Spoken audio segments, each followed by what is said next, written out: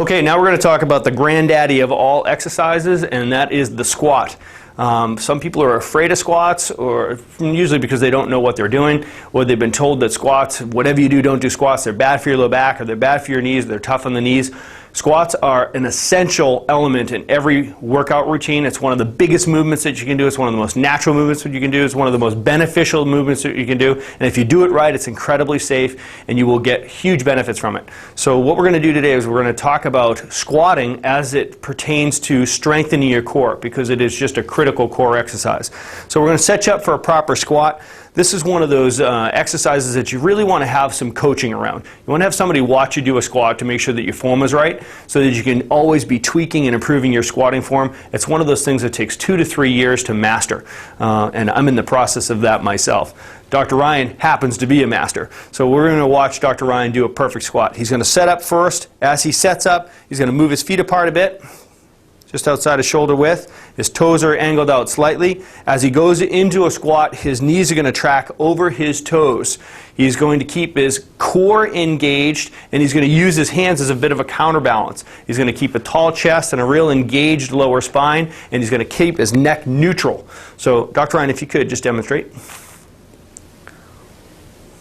One thing I want you to notice is how deep Dr. Ryan goes into this squat.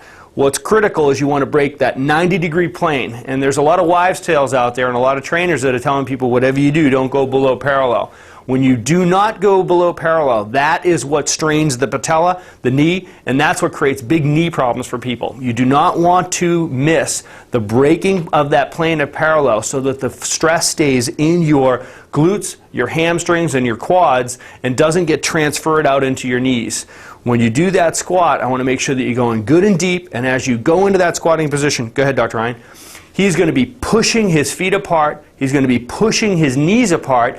As he drives back up, he's going to fight for that low back curvature, and he is going to be thinking as if somebody had a piece of paper under his heels. He wants to keep somebody from being able to pull the piece of paper out from underneath his heel. So he's driving up out of that squat position, fighting for that low back curvature, and making sure that he's driving up out of his heels.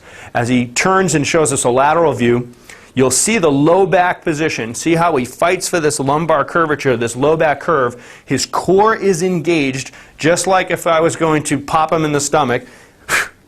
He tightens up that core, and when he sits back into his squat, you'll see he leads back, reaches back, and he stays over his heels. Go ahead, Dr. Ryan. He's reaching back, fighting for this lumbar curvature. He's staying on his heels as if I had a piece of paper under his heels and I was going to pull that piece of paper away. He's going to drive up out of that squat, and he's going to exaggerate the extension at the top.